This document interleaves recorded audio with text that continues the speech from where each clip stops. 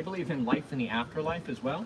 The way that they display life in the afterlife, anybody, let's say, walking by on the sidewalk or anything like that, just made a friend right there, is their graveyards. This is going to be what's known as a garden graveyard. It's growing over a little bit, to say the very least. They let the life in the afterlife, the flora, the fauna, overtake these tombstones right here for about 6 months of the year. And then they have a volunteer group known as the Keepers of Eden now come and knock everything back to keep the mosquitoes from breeding and things like that in the middle of the summer. It's pretty cool, right?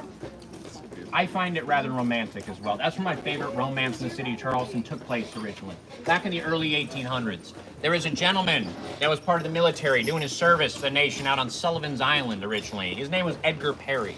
And Edgar had a couple consecutive days coming off in a row. And his commanding officer said, go to downtown Charleston, take in some sights, some sounds, some theater, have a good time. Enjoy yourself a little mini staycation. Little did Edgar know, when he was here in the city, to meet a lady that changed his life forever. Her name was Anna. Anna and Edgar. My goodness, do y'all think that sounds like trouble? Anna's father thought that sounded like trouble because you know what? Anna came from a very well-to-do family here in the city. Upper echelon, upper crust of Charleston's polite society. Anna's father was not super impressed with Edgar, to say the least. And he said, there's no way, no how this romance will ever work out. You will be courted by reputable suitors only. Date within your social class. Forget about this boy. I forbid it. As y'all can imagine, the kids listened, right? Yeah, not exactly. The only place they could meet up, though, was out of view of the general public. People are going to go, like, snitching and tattling on them. The only place they could meet up was in the middle of that overgrown, kind of, sort of, creepy graveyard in the middle of the dark. After about a week of rendezvous, when they were reading each other poetry, smooching, whatever else was going on inside that graveyard, Anna got rather sick. And she caught this thing called yellow fever. And at the age of 17, Anna passed away. Edgar was morose with grief. He at least wanted to pay his respects and say goodbye to Anna, leave some flowers at her tombstone. Just get that closure. Do you think Anna's father wanted that to happen? Not exactly. Running into each other, leaving flowers at that tombstone. So there are 3 unmarked plots somewhere within that graveyard where Anna may or may not be buried. We still don't know to this day, and Edgar never found out, so he can never get that closure. That's pretty sad, right? After about 40 years or so, Edgar's a little bit older in age, and he's on his deathbed. Before he passes away, though, points to his jacket pocket. Once he goes, they check that jacket pocket, and there's a poem. It's about Anna. They take it out, they read it aloud, and it goes, many and many a year ago, in a kingdom by the sea, there lived a maiden, whom you may know, with the name of Annabelle Lee. Who is Edgar? Edgar Allan Poe. Thank you in the back row. Bonus points. Edgar Allan Poe was too young to be doing that military service, technically, so he faked his name. He fudged his age on the paperwork so he could start making money because he was starved for cash at that point. We think that Anna was actually Anna Ravenel, one of the most prominent French Huguenot families here in the city of Charleston. You all see that big bridge going over to Mount Pleasant after this tour today? That's the Ravenel Bridge, one of those first French Huguenot families. Okay, it's neither confirmed nor denied. It's kind of like folklore at best that it was Anna Ravenel. Do I think it was Anna? Yes. I'm gonna leave that up to you, but I can't say it for my general manager that may be watching on the security camera right here. Are we gonna get Tucker grounded for the weekend? No, we're definitely not going to, so we're not gonna spread that misinformation or anything like that. But I'll leave that up to you all to speculate that. Alrighty, we're gonna let this Lincoln go by. We're gonna let this Lincoln go by, Tucker, all right? And we're gonna back it up, we're gonna take a left-hand turn. Tucker's super smart, he understands everything. Like, like that wrong. Very nice. Oh my gosh, Tucker's the best. Any questions so far? Okay. Anything you want to know about? If you do see anything in particular you want to know about, raise your hand, yell the questions out. I want to talk about whatever y'all are interested in learning about today. There is no script at Old South Carriage. We could go totally off the rails for like 60 minutes if y'all really want. That's a good question. Am I ever on the rails? And the answer is no, I'm kind of off the rails. All right. Here on the left-hand side, this is my favorite restaurant in the city of Charleston, truly. It's away from like the hubbub of like King Street and all that. This is what's known as the Queen Street Grocery. They just had their 100-year anniversary last year. Really cool. They've been open since 1922. Really good corner store, great selection of wine, of beer, and all that kind of stuff. They do prepared foods as well. They do everything really good. They do one thing exceptionally well. They're crepes. Sweet and savory crepes. Very, very good. I think that's what we're smelling right now, too. There's one crepe in particular that is, there's a Charleston celebrity that really loves the Queen Street Grocery. It's this guy by the name of Bill Murray. I'm not sure if anybody's familiar with this guy. He's like on SNL for a long period of time. Groundhog Day and all that. Who's like Groundhog Day? During the pandemic, he used to get 2 very specially made crepes each and every day from the Queen Street Grocery. So many he ordered that they ended up putting it on their menu. It's called the Murray Crepe. It is turkey, brie, green apple, and sriracha with spinach. It's really, really good. Doesn't sound like it'd be great, but it's really solid. Highly recommend it. Okay. See that beautiful house right there? Number 151. Looks historic, doesn't it? Looks gorgeous. When do y'all think that house was built? Do I hear 2020? Yeah, it's a brand new property right there. But that looks super historic, right? That style of architecture, it is historic architecture. It's what's known as Adamesque Federal in style.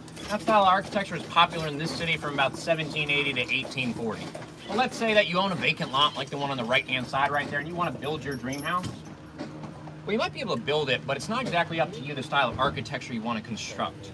The big reason that 98 square blocks in downtown looks the way it does, looks like it's frozen in time or amber for some reason, is because this city is the first one in the United States to have a zoning ordinance that protected old and historic dwellings. This is what's known as the Preservation Society. Preservation Society was established in 1920, so you can't just buy a lot like this and level the house and put up a sky-high hotel or like a high-rise or condominiums. They basically protect the integrity of these structures. But after about 11 years of buying houses and fixing them up, there's an idea through the Preservation Society, and they call this idea the Board of Architectural Review. But for folks that own these properties down here today behind closed doors, they call this BAR the HOA, from HELL. The HOA basically tells you what you can and can't do to the outside of your property. We're going to talk about that in a little bit, but before we go, y'all like scary things? Yeah. Ghosts, creepy things. Sure. Yeah, there's no going back. Here on the right-hand side, y'all see this building?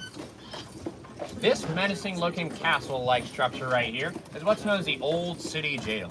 Old City Jail was open and operable as an active prison from 1802 all the way up until 1939. Good boy, Tucker. During that 137-year period, there was never any indoor plumbing, running water, or electricity inside this building. The cells were designed for 5 inmates maximum. The overcrowding was such a problem, they were sticking 10 to 15 people in each and every cell like sardines, back to back. No sanitation. Average life expectancy of a prisoner was about 90 days or 3 months. Average life expectancy of a prison guard, if you worked here, was 1 year. 15,000 inmates perished behind the walls of this property when it is open as an active prison. Property looks pretty good on the outside in today's day and age.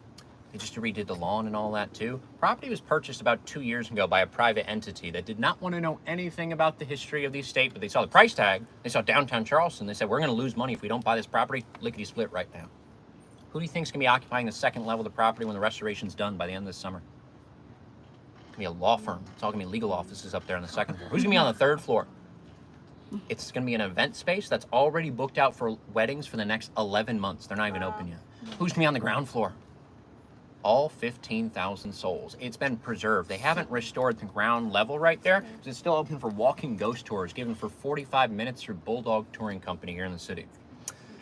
October of 2023, before they reopened to the general public for those walking ghost tours, they invited every tour guide at our company, Old South, to be a free guinea pig, free walking tour.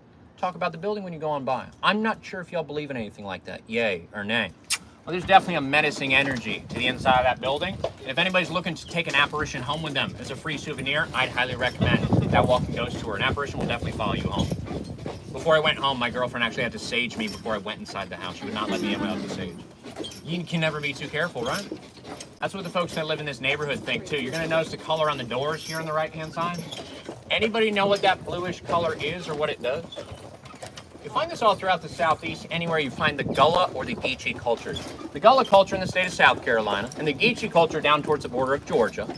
These are descendants of West African enslaved people that were forced to come against their will from places like Sierra Leone and Senegal on the western coast of Africa. In these cultures, they believe in haunted spirits or haints, H-A-I-N-T. And to keep the haunted spirits out of their dwelling, they'll use haint blue. This haint blue looks like the day blue sky or a large body of water. And everyone knows that haunted spirits can't go out in the daytime and they can't cross over water. If anybody likes that color a lot, if you want to start painting everything and anything, haint blue when you go back home, Sherwin-Williams is happy to take your hard-earned money. They have a SKU called Haint Blue and they're happy to sell it to you. But before we start painting, what are we going to do to our house? Sage. We're going to sage it. We're going to Palo Santo it. You got to cleanse the space before you start painting, because if you don't, you could lock the poltergeist or the spirit inside of your house. And then the only way to rectify the issue is if you tear the walls of the house down and start from scratch once again. Let's say you own a coffee shop and you're about a block away from that old city jail, and the kids that go to college at Charleston, they drink espresso like nobody's business, midterms, finals, and all that. You want to protect those college kids. What are you going to do? Sage. Good guess. They painted the entire property paint blue like these folks right here up in front of them. You gotta protect those kids, right? Doing all this studying. Sage also works. I use sage for everything I got. It smells so good. Alrighty. Well, we talked about that HOA for a moment though. That Board of Architecture review. So let's say you just bought a property and you want to paint it hot pink. Can you do it? The answer is maybe. You would have to submit a request to repaint your house to that Board of Architecture review. You say, I want number 76 to be hot pink, number 78. They're not going to give you a yay or nay, but they're going to take your request to repaint your house pink to the next bi-weekly public hearing. At that public meeting, the general public's going to show up, and if they attend, they get to take a vote on whether or not you can repaint your house, even if it was the exact same color, just a fresh coat of paint. If your friends are busy that night and they don't show up, they got bingo to attend or whatnot, what happens if they don't show up and the vote doesn't pass? You don't repaint your house, right? What if the paint is peeling off the outside of your house, outside of the wall? Can't do anything about it. That's the hand of God that's peeling the paint off the outside of your property right there. Legally, it's what's known as maintenance by neglect. That is your legal right, and that is your neighbor's legal right as well. You can't force their hand, can't make them repaint their haunted mansion. Let's say the vote does pass. Your friends show up, they vote, you get to repaint your front door, right? Not unless you're licensed to do the period-specific work. So the houses on both sides of us right here, Adam Mesker Federal Style Architecture. This style of architecture is popular in the downtown historic district from about 1780 all the way up until 1840. If you get the approval to repaint your front door exactly the same color, you would have to find licensed painters to do all that period-specific Adam Mesker era style painting for you, dating all the way back to the 1780s at the earliest in some instances. Do y'all think that's going to save us any money? No. Not exactly. Is it going to cost us extra? Definitely yes, because a lot of these painters, they have things like graduate degrees from the College of Building Arts in the United States, and there's definitely a pretty penny associated with the historic work you have to do the outside of your property. And that work does not come cheap, to say the very least. Even if the siding is peeling off your house, that's the hand of God right there. Can't do anything about it. Unless you get that vote to pass, that is. So, if we're going to buy a house here in the city, what are we going to do as soon as we move in? Sage, first and foremost. But we're also going to send a edible arrangement to everybody in the neighborhood, right? Get off on the right foot. There we go, Tucker. Very nice. That blinker at the last second, we like that. Very, very nice. Did not look like we were having a very nice Sunday, unfortunately. So we didn't go to church this morning. I get it. Okay, who's looking for a dream home? I'm going to be a real estate agent for the next like 5-10 minutes, okay? I got door number 1 coming up on the right-hand side. Greek Revival style architecture. This is the Villa de la Fontaine here on the right-hand side, constructed back in the mid-1800s, mid-19th century. Beautiful. Looks like the Parthenon from Athens, Greece. I know, right? Gorgeous house. Yeah. Your friends are going to be impressed by that villa, to say the very least. But if anybody's ever taken like an art history class before, anybody? You know, like Greek Revival architecture should get proper Greek Revival columns, right? If you have 3 levels of columns, it should be Doric, Ionic, Corinthian in that order. If you have 1 set of columns, it could be just Corinthian, just Doric. If you look at the top of these columns, though, these are not Doric, they're not Ionic, they're not Corinthian. These are Egyptian Tower of Wind style columns added onto this Greek Revival architecture. Merging of 2 architectural styles right here, pretty cool. This was also the first private residence in the city to have running water. In multiple cisterns lined up on the rooftop, they would collect and store rainwater and then flush it through the plumbing throughout this entire house. But not everybody wants to live in the Parthenon, right? One size fits one, everybody's different. Okay, I got door number 2 coming up for y'all on the left-hand side here. This is going to be Victorian-style architecture, but not the style of Victorian that most folks are familiar with. This is what's known as Second Empire Victorian-style architecture. This is the Wentworth Mansion coming up on our left-hand side, made entirely out of Philadelphia red bricks, built in 1886. This house is 13,000 square feet. For Francis Silas Rogers and his 13 children, wanted each one of those kids to grow up, marry well, come back and raise the next generations of his family underneath one roof, 1,000 square feet per family. Dang is right. Did that ever happen? Not exactly. Some of those kids never moved back. Some passed away early on in adulthood. Big reason that today it's open as an active bed and breakfast. You can actually spend the night inside this property and see if you like living in a house that big. Quick question. Has anybody ever seen a show called Southern Charm? Yeah. Okay. Anybody know Miss Patricia?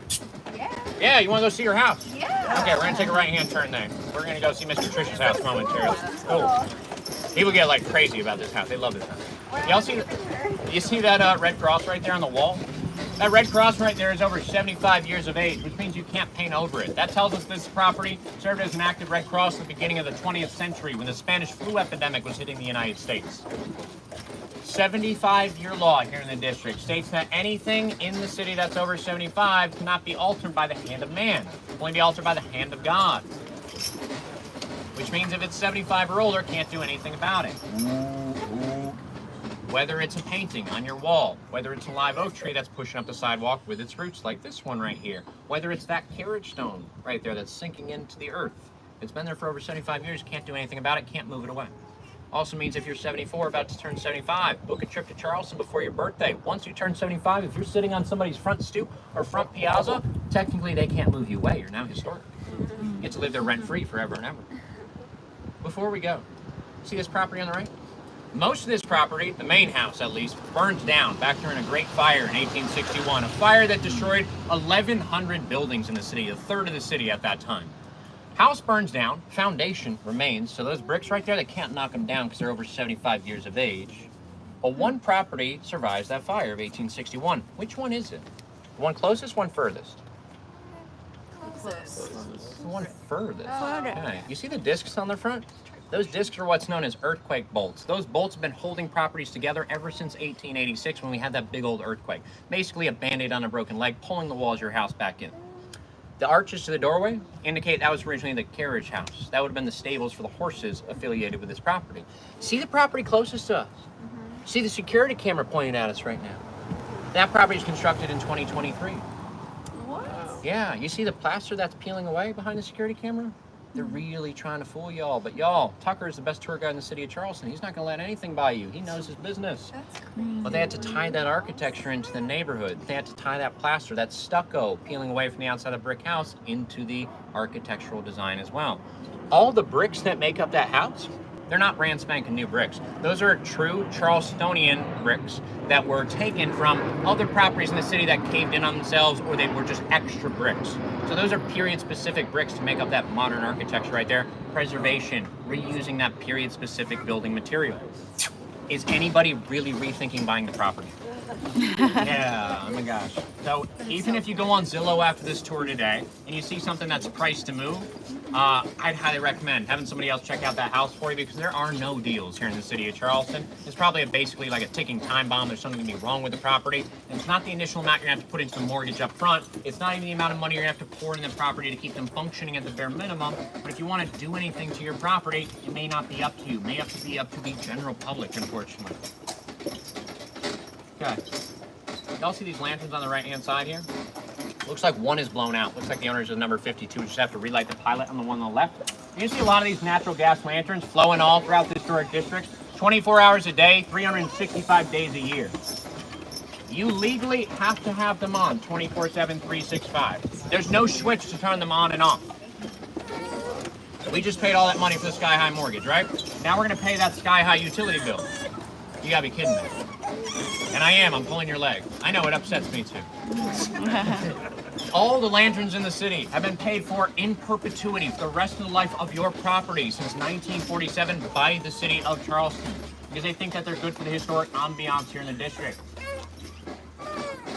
You get free gas with your lanterns if you buy one of these houses. Beautiful Victorians on the right-hand side right here too. The bay windows, the shingling and whatnot. That cute little doggy that makes sure that nothing is sneaking up on Tucker too. I really appreciate it. Just kidding. I think that dog is fake right there. I know, that was a really bad joke. Alright, we're gonna let this big old tour bus go by here on the left-hand side. Maybe. Face off. Stalemate right here. We're gonna see what happens. I could probably joust with this pointer right here. What's that? She's waving you. I'm gonna wave her. I never trust the wave of death by any means. Is that person behind them? Yeah, see the wave of death right there. Never trusted. Nothing is worth putting Tucker on the line for. Whether they're waving, whether people are waiting, I'm gonna give it time. This lady always like nods her head at Tucker too. You all have a nice day. Bye, new friend. If anybody says bless your heart in the city, that's not a really nice thing. That's like them brushing you off. It's not good. Okay. You always gotta be kind to people in the city, right? You gotta spread that joy, spread that love. You gotta make people smile and nod their heads like that. Okay. What those folks were parked outside though? Southern Charm. Miss Patricia's house here on the right-hand side. If anybody hasn't seen the show, it's a beautiful historic property either way. Greek Revival architecture with proper Greek Revival Corinthian columns up top. This right here is the Isaac Jenkins Michaels house, constructed back in the late 1700s as a single-family private residence. Beautiful Jupiters or the ram's heads, they're all carved in by hand on the top of those Corinthian columns too. Gorgeous house, beautiful to say the very least. That's an understatement. This property was purchased by Miss Patricia about 15 years ago for the low sum of about $4 million. She sunk about $5 million worth of restoration into this giant mansion and all the dependencies and the lot it comes with. Easily a $9 million investment that would sell for north of $14 million in today's day and age. House is so large, it actually served as the Charleston Public Library for about 50 years back in the mid-19th century because it's so big. And today it's lived in by one lady. Sometimes she like waves out the window and stuff like that. We used to see her like sunbathing out on the piazza too. She's really nice. She always says hi to everybody that goes by. I saw some ladies the other day. They're like young girls. They're probably like below 21 years old. One girl was on the other girl's like shoulders and she was trying to peep over the fence right here. Gorgeous house though. Some of the largest southern magnolia trees out front in the city too, right? Aligning along the wall of this property. Really, really cool. Hey y'all. Hope you're having a nice day. What are y'all looking for? Nothing? You're just having a nice day? I was gonna say, very, very nice. But y'all enjoy yourselves. We like to ask, but usually folks are looking for this house right here. Especially if they have like maps open, they're like flipping them around in this neighborhood. I'm like, there's no way these folks are out this far west. Everybody wave to the right hand side. That's Anderson right there. Hey Anderson. Anderson's one of our tourism enforcement officers here in the city. She's great, but she's making sure that we're not blocking or obstructing traffic here in the city. Okay, if Tucker was caught with more than 2 cars behind him, they could technically say that Tucker was blocking or obstructing traffic. And if he's caught blocking traffic, what does that mean for Tucker on a Sunday? Ticket. He gets a ticket. How much is the ticket for Tucker? Nothing. $1,100. Yeah, a lot to say the very least. Is that a lot of money for Tucker? Yeah, is that a lot of money for Emerson? Yes. So we're gonna be good neighbors here. Everybody pulling over for Anderson right here. Anderson just got like a manicure. She has these bright, like greenish, like nails right now. Really, really nice. They're also making sure that nothing is coming up in our way here in the city. They're taking note of things like refuse that are on the side of streets, just in case something like that could be scary to a horse, or construction, or they're like jackhammering anywhere throughout the city. Typically not on a weekend, but they're always looking out for stuff like that. And they'll keep it posted on the expo board back where that bingo machine was, so we get a heads up before we get to that area of the city. So we don't want these horses to get overstimulated by anything. Sometimes it happens. We see people backing up and stuff like that. It just is what it is. But if we get a little bit of a heads up, we can find a different alternative route to go around throughout certain areas of the city. Go follow that truck, Tucker. Let's go get it. Y'all look above the door of that house with the flags out front. You see the rope carved into the molding? That rope anywhere in the city, above a window, above a door, indicates the original owners of that property made their money in shipping or on the water in some way. Another way to tell that folks made their money in shipping is things like the door knocker of that house, number 158 right there, pineapple. A lot of folks know the pineapple is the symbol of hospitality, right? Anybody know why the pineapple and hospitality go together, though? Okay, so originally you make your money in shipping, let's say. You're off on a long voyage away at sea for weeks, if not months at a time. Before you go on back home, you're gonna have to stop off in the Caribbean to resupply your ship. While you're in the Caribbean, you're gonna get your friends and your family some things they can't just get back home, right? Something like a tropical piece of fruit, like a pineapple. They're all gonna ooh and ah at this pineapple when you go back home. And your family's gonna say, you know what? The neighbors would freak out over this thing. They've never seen anything like it before. So you take that pineapple, you put it out on the fence post or the column in front of your house. And that's the first instant message to everybody in the group chat at that time. We've returned home from sea. We've got rum to drink from the Caribbean. We have stories to tell. We're having a party, a rager to the wee hours in the morning. Everybody comes on over, everybody has a really good time. And then the rum runs out. And nobody's really taking the hint that the party's concluded. They're not leaving. So how do you politely tell folks to get out down here in the South? You can't just tell them to get out. That's not very polite, right? They take the pineapple down. You turn it upside down and you make them dessert. You make them pineapple upside down cake. You serve it to your guests, and that signifies that the party's over. It's time to go. There's also another meeting to the Upside Down Pineapple, but that's the after midnight tour at Old Town Carriage Company, quite honestly. Ace, Mr. Tucker and I, we do not do that kind of thing. Okay. Beautiful opening arm staircase out front of this house too. If you see those anywhere throughout the city, that's originally a symbol of hospitality. Kind of tells you that the Wentworth Mansion was a party house originally, kind of like a big hug greeting as you walk inside that property. Originally, gentlemen would walk up on the left-hand side only, and ladies would walk up on the right-hand side. Because ladies would have large hoop skirts to hike up with every step. They didn't want the gentlemen like tripping on the skirts or anything. And if those gentlemen were caught while she lifted that skirt looking at her ankles, they're expected to propose on the spot and have the ring ready and all that. If she was married, what do? You have to duel her husband for her hand in marriage. If you're caught looking at her ankles, crazy. It's a beautiful tree right here. You see a lot of these trees blooming throughout the city this time of year. It's what's known as a crepe myrtle tree with the purple blooms. You see white, you see pink blooms like this tree right here. They're originally from the southern tip of Japan. But if they're not in bloom the time of year that you come to visit, you know they're crepe myrtles because there's really smooth bark on the outside of them. If they're white like that, those are what's known as vanilla crepe myrtles. If they're kind of reddish like that one right there, that's what's known as a cinnamon crepe myrtle. And they're all the same type of tree. The different colors of the bloom has to depend entirely on the pH of your soil. So the acidity and the alkalinity of your soil dictates what color blooms you'll get. Whether they're dark pink, whether they're light pink, purple, white. We have a tour guide in our company. His name is Ben. Ben's father is semi-retired. He's been driving his mother up the wall with all the projects he's been doing back home. He's kind of like an amateur gardener. And he's been tinkering with the soil of their crepe myrtles so much that he now has zebra stripes of color through the blooms of their crepe myrtles. Oh. I know. He's found all kinds of things to do in his retirement. That's so cool. Going crazy. All kinds of little projects. Any other questions so far? That's interesting right there. I wonder what she got. Slim Jim or something? Kind of like Monster or Red Bull? Anderson's super cool. I think Kevin was back at the City Gate too. I didn't want to say Bob, like play bingo for us. One more time. Hey. Very nice. This on the right, beautiful example of restoration right there. Gorgeous house, looks brand spanking new, right? Next house, great example of preservation. That's the hand of God right there. That's nothing you can do about it. You can't force your neighbors, right? But they have the permits displayed in the window. That indicates they're going to start doing work on the outside of that property very, very shortly. If you notice the multiple electric meters on the outside of the houses, or the staircases connecting the levels of the piazzas, that indicates that the properties around us have been cut up and made into rentals or condominiums, typically for students or faculty for the College of Charleston. Not only is the College of Charleston the oldest municipal college in the United States, established in 1770. Any football fans on the Carriage? Yep. Undefeated in football since 1770. Right? No football team, liberal arts college.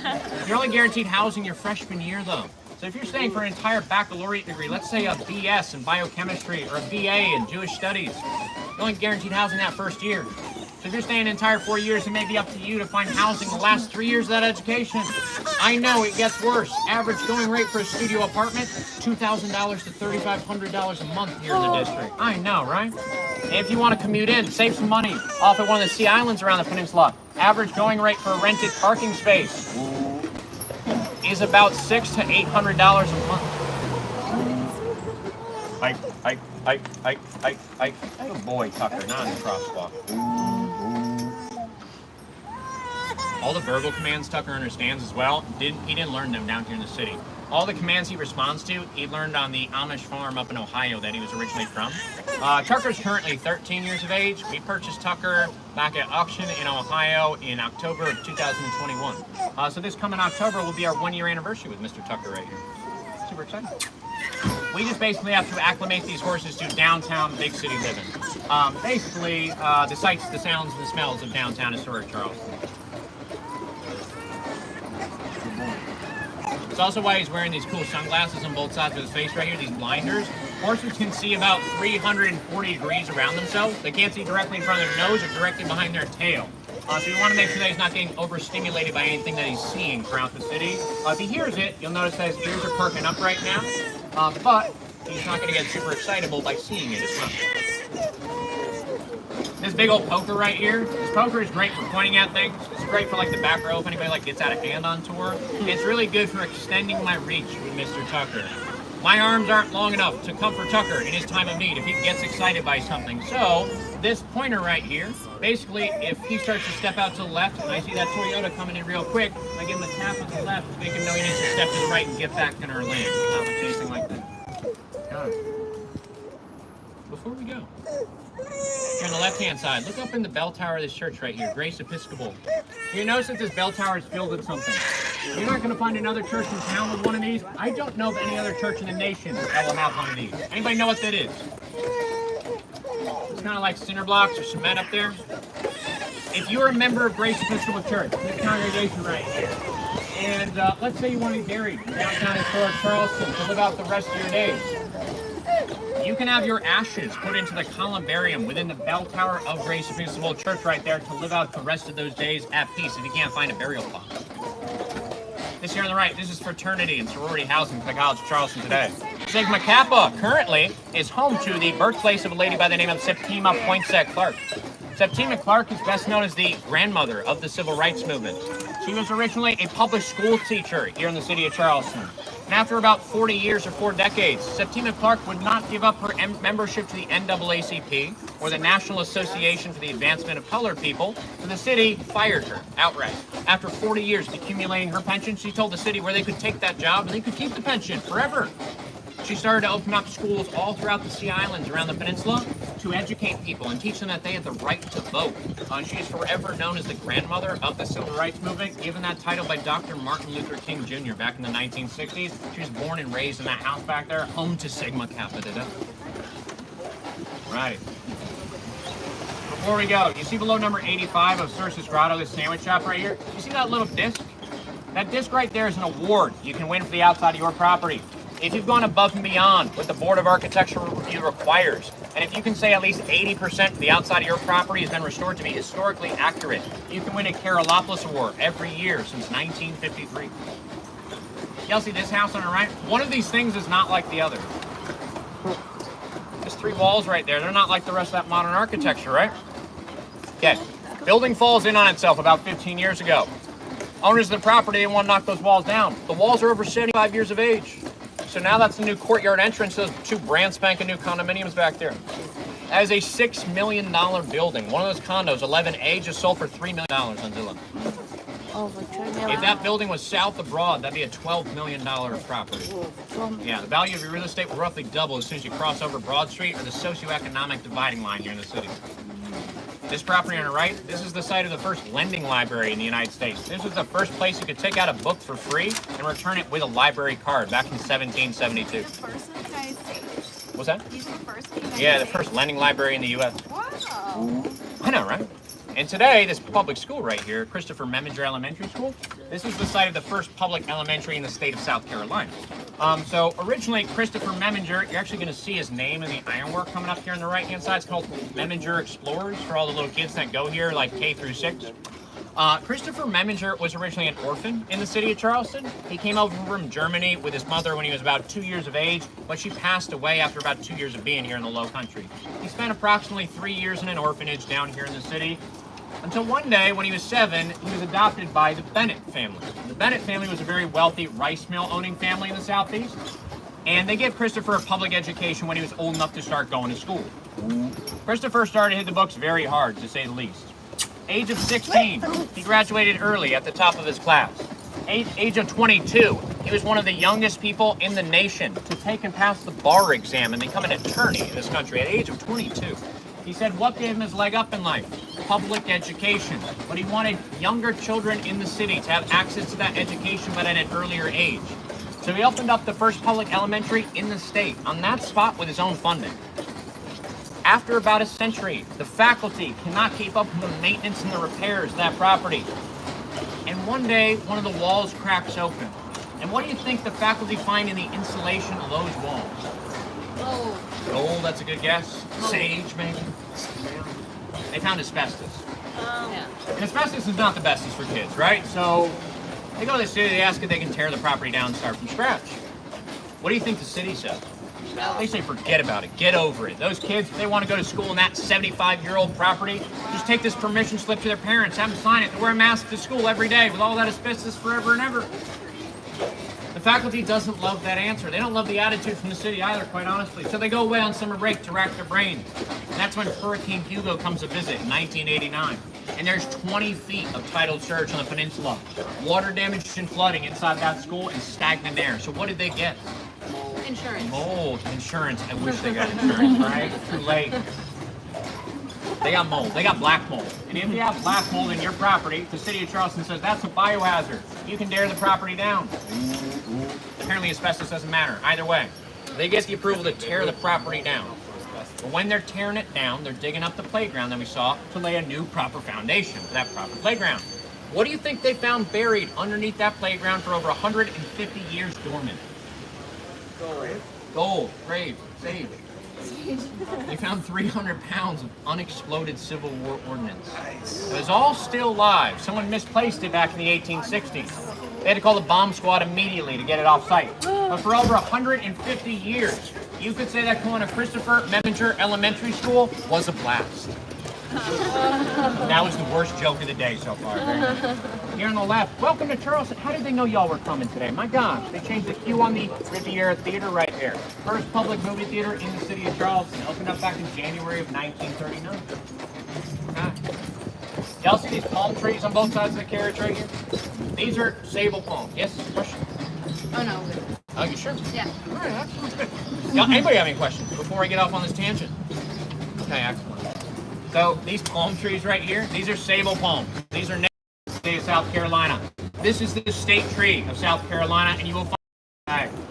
If anybody's ever heard of cutting a tree open, though, to count the rings to see how old it is, if you got one of these palm trees open, there would be no rings. They'd be really soft and spongy in the middle, because these are not actually trees. These are technically all really soft. The reason that it's our state tree, though, and on the state flag is because of June 28th of 1776. It's what's known as Carolina Day. Carolina Day was the first victory over the British Royal Navy in over a century at sea. There was originally a military fort out on Sullivan's Island, same place that Edgar Allan Poe did that military service. But it was initially made out of these palm trees because there was no other timber to be had out there. The English heard that the construction wasn't exactly completed back in 1776, and they thought that the city would fall within a day. They would take the city, they'd start moving up the East Coast. This revolution would last a couple weeks max. They came into the harbor with 7 warships, thousands of troops, and hundreds of cannons, and they start blowing away at the side of this fort. A couple hours go by, smoke clears, they can't believe their eyes. Cannonballs have bounced off the fort. They've sunken into the side of these soft, spongy palm trees that aren't trees. 3 of those ships came in closer. Thanks, Bill. I appreciate it. Looks like we might have some fire trucks up here. Let's go follow Bill, Tucker. We're going to get 2 tours for the price of 1 momentarily with Mr. Bill. Okay. Anybody remember Bill? Mr. Bill from SNL? Oh my gosh, so good. Yeah, looks like we got an ambulance now. We're going to give this just a minute. Alrighty. Cannonballs bounce off, right? Charlestonians run out of ammunition. What do? They jump down in the pluff mud. They grab the cannonballs that bounced off. They fired them right back. First time recycling is ever recorded is happening down here in the low country. 3 of those ships actually stuck in the mud and they capsized the British Royal Navy in over a century at sea. 4th of July out. And they didn't want to sign that Declaration of Independence in early August. All because of Carolina Day. All because of that soft, spongy palm tree that's not a tree. Do y'all remember learning that back in high school? I do not remember learning that. Where was I? Probably like skipping class with guys like Tucker out at Pasture.